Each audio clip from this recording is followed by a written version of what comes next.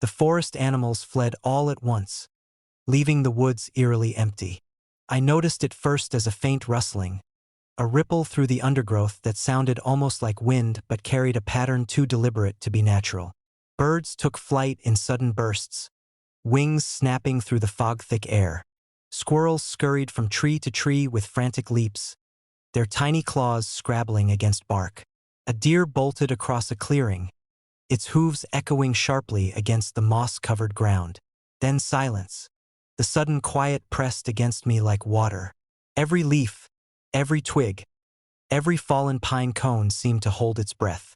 I had been hiking alone since the afternoon, following a narrow, winding trail deep into the forest, my boots sinking slightly in the damp earth. I'd passed mossy boulders and a half-collapsed log cabin. The roof caved in, walls slick with rain and rot. Nothing had seemed out of place, at least until the animals vanished. The fog thickened, rolling over the forest floor in slow, viscous waves. I could see only a few feet ahead of me. The familiar shapes of ferns and saplings were distorted, shadows stretching like dark fingers. The wind had dropped completely. Even the river I'd passed earlier, a faint burble through the trees, had fallen silent. I paused, heart hammering in my chest, listening for something, anything, movement, distant calls, the low murmur of a creek, but the forest remained dead. My own breath seemed loud, too loud, and I could hear the thump of my pulse in my ears. A branch snapped behind me. I spun, eyes straining through the fog, but the woods appeared empty. Another branch cracked somewhere deeper, but slower this time, deliberate. I began walking again, careful, slow, boots pressing into wet leaves and soft soil. Every instinct screamed at me to leave, to run back the way I'd come, but the trail seemed to shift subtly under the gray twilight, as if the forest had rearranged itself while I wasn't looking.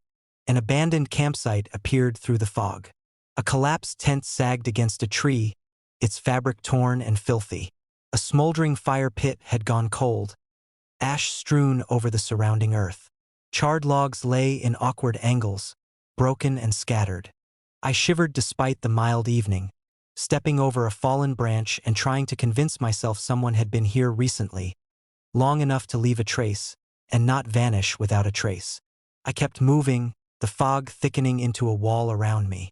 Each step echoed unnaturally against the quiet, my own movement amplified by the absence of forest life.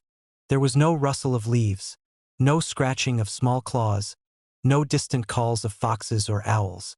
The forest felt hollow, as if it had exhaled all living things in one collective panic and left me alone in its lungs. Then I heard it, a low vibration through the ground, subtle at first, almost imperceptible. The fog swirled, tendrils reaching across the clearing. My stomach knotted. The vibration grew, matching the rhythm of a slow, deliberate heartbeat. Step, step, step. I turned again, scanning the mist, but saw nothing beyond the trees and the tangled brush. Something ancient and wrong was moving here. I could feel it in my bones, in the way the air pressed against my skin, in the way my hair stood on end. The forest's emptiness was not natural. It was purposeful, like it had been emptied for me. The fog twisted through the trees, curling around trunks, pooling at the bases of stumps, hiding whatever lay in wait. I stumbled into another clearing. Broken branches littered the ground, arranged in patterns I didn't recognize. Lines, circles, shapes that didn't belong. Moss-covered rocks jutted up like teeth from the earth. And then, impossibly, the silence shifted. It wasn't just the absence of sound anymore. It was a presence. The air seemed to lean in, listening. My pulse thumped. I felt eyes on me, though I saw nothing. A howl echoed in the distance. Not a wolf, not a coyote. Something deeper, colder. It rolled through the fog like a warning, vibrating the forest floor. I tried to call out, but my voice faltered, swallowed by the mist. Step, step. Something moved just beyond the reach of my vision, following, keeping pace. Not fast, not hurried, deliberate. I ran, boots slipping on wet leaves, lungs burning, arms clinging to the straps of my pack. Every step seemed mirrored by the forest itself. Branches snapped behind me, though nothing appeared. Leaves rustled under unseen weight. Step, step, step. The sound synchronized with my own heartbeat, drumming in my ears. I reached the edge of the clearing where the trail should have continued, but the path had vanished. Fog swallowed the familiar shapes of trees, twisting trunks into impossible angles. I turned in a slow circle. The forest was empty again, deceptively calm, as though holding its breath. And then I noticed it. The forest floor, where the animals had fled, was strangely patterned. Tracks that weren't my own. Too large, too uneven, dragged across the earth in a deliberate rhythm. Led into the fog, circling, crisscrossing, vanishing before I could follow. A cold wind brushed my face. The heartbeat beneath the earth grew louder. Step, step, step. I backed away, trying to find the trail, trying to find anything human. But the fog thickened, and the shadows of the trees elongated, leaning in toward me like fingers. The howl came again, closer this time, echoing from all directions at once. My breath caught. The tracks shifted subtly while I watched, rearranging as though the forest itself were alive, reshaping to keep me inside. Step, step, step. The rhythm followed me, always behind, always matching, always deliberate. I ran blindly, branches scratching my face, roots twisting beneath my feet. And then, in the fog, I saw them. The empty silhouettes of animals, frozen mid-flight, eyes dark voids. Deer with legs stiff, birds hovering unnaturally, a fox mid-leap. All turned toward me, unblinking, silent, as if suspended in time. I screamed, but the sound was swallowed. The forest remained still, empty, waiting. And then the tracks beneath my feet began to fill themselves in, earth smoothing over, erasing any proof I had been there. I stumbled to a halt, gasping, chest heaving, and realized the fog had parted just enough to reveal a figure, or a shadow, too large, too tall to be an animal, just beyond the tree line. It didn't move. It didn't breathe. Yet I knew it had been there the entire time, orchestrating the flight of every creature, every instinctive fleeing of life in the forest. Step, step, step. It came from all directions at once now, though the source remained unseen. I ran again, heart pounding, lungs burning, into the ever-thickening fog. The last thing I heard before the forest swallowed me completely was the sound of every animal, every branch, every heartbeat in the woods falling silent at once, and a low, deliberate, impossibly slow exhale that was not mine. They woke to find their tent zipped open from the inside. At first, neither of them moved. The realization surfaced slowly, like cold water creeping up the body. The flap of the tent hung slack, the zipper teeth parted neatly down the middle, letting in a thin wedge of night. Pale moonlight spilled across the sleeping bags, illuminating drifting dust and the faint mist of their breath. "Did you?" Mara whispered. Eli didn't answer right away. He was listening. The forest beyond the tent was unnaturally still. No insects chirred. No wind stirred the trees. Even the distant creek they'd camped near the night before, its steady murmur a comfort as they fell asleep, had gone silent. "No," he said finally. "I didn't unzip it." The cold crept in through the opening, sharp and damp, carrying the smell of pine, wet soil, and something faintly metallic. Mara pulled her sleeping bag tighter around herself. The nylon fabric whispered softly with the movement, sounding too loud in the hush. They lay there, staring at the dark gap. Eli reached slowly for the flashlight beside his pack. His fingers brushed dirt where there shouldn't have been any. Fine grit smeared along the inside floor of the tent, as if something had been tracked in. He froze, then wrapped his hand around the flashlight and clicked it on. The beam flickered weakly before stabilizing. It swept across the tent's interior.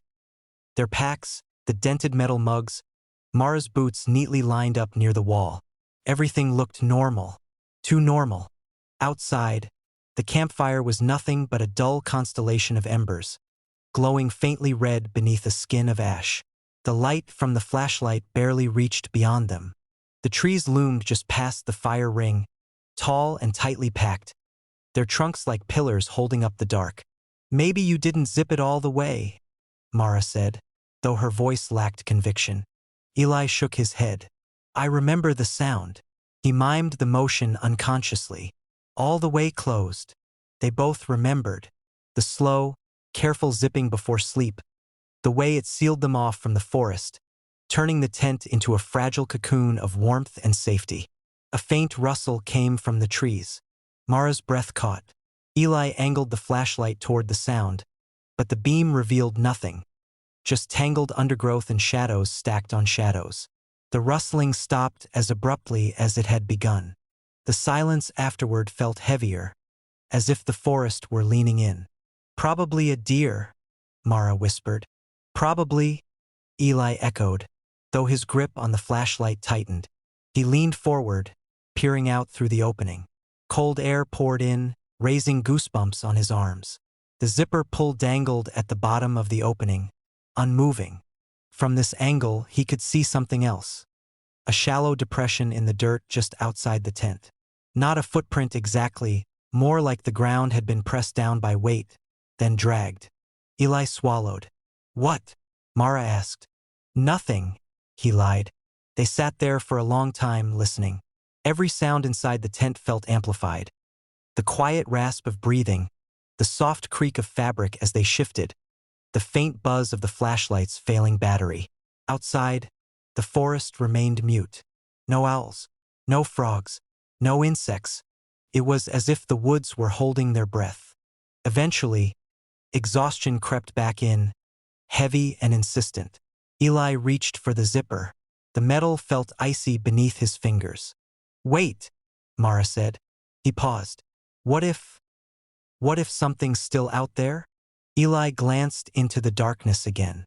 "That's exactly why we close it." The zipper slid upward with a soft, steady sound that seemed impossibly loud. When it reached the top, Eli pressed the fabric together firmly, double-checking the seal. They lay back down, backs to each other, staring at opposite tent walls. Sleep came fitfully. Eli dreamed of zippers opening and closing, of fabric breathing, of something patient waiting just beyond reach. When he woke again, he wasn't sure what had stirred him, until he noticed the cold. The tent was open. This time, the zipper hadn't been opened neatly. The flap sagged wider, stretched, as though something had pushed through rather than unzipped it. The fabric near the seam was damp, darkened with moisture. The smell from outside was stronger now, sharp and earthy, tinged with something sour. Mara was already awake, sitting upright, her face pale. "I heard it," she whispered. "The zipper." It was slow, like it was learning. Eli didn't respond. His eyes were fixed on the ground just inside the tent. There were marks in the dirt now. Not footprints. Lines. Shallow grooves pressed into the soil, leading from the opening toward the back wall of the tent, ending inches from where Eli's pack rested. Something had been inside. The flashlight flickered violently when he turned it on again. The beam danced across the campsite, revealing nothing but stillness. The embers of the fire had dimmed further, barely glowing. Then the light caught something else. The zipper pull. It was wet.